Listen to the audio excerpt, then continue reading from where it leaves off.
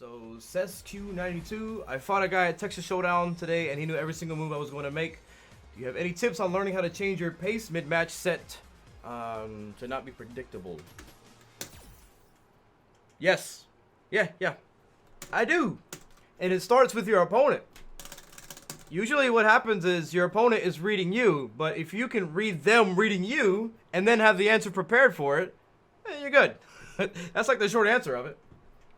And exactly, what Quinn, my good friend, my longtime good friend, what he points out is very important. Don't autopilot, try to react more.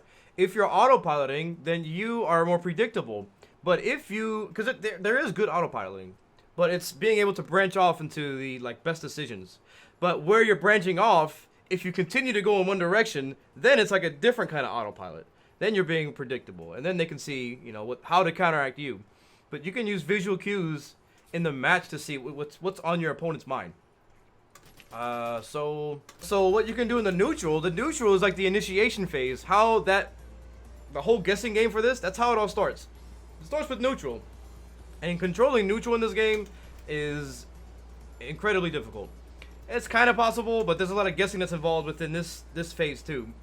But like I described earlier, if you are playing safe, you can allow yourself to collect data and analyze how your opponent behaves. So if I'm playing at a range from here, I'm eliminating all of my opponent's options as far as their immediate normals. And I'm also standing at a range where if they jump at me, I'll anti-air them.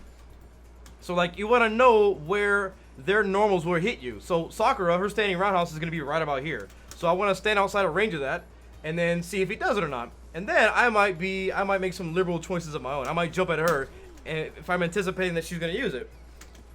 And that's really how it is.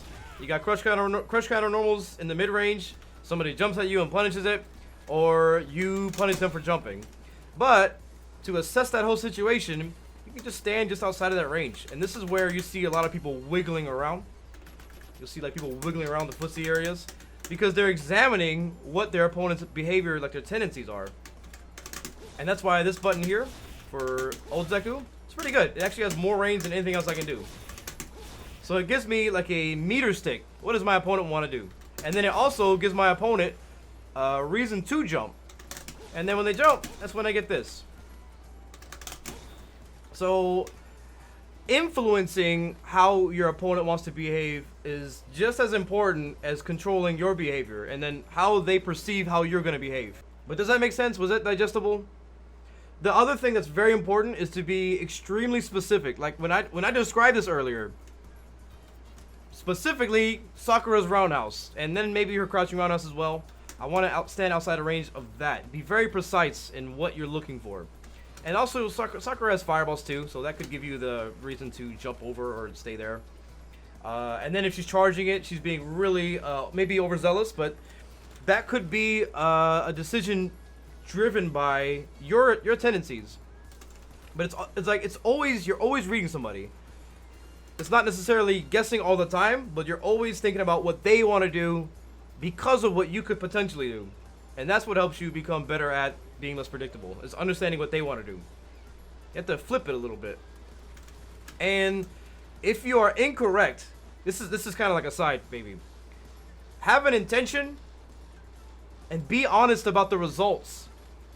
Because a lot of times people will get into a position and they'll say, oh, well, I did this because I thought you would do this. They're just being random. Or they didn't have a reason in the first place.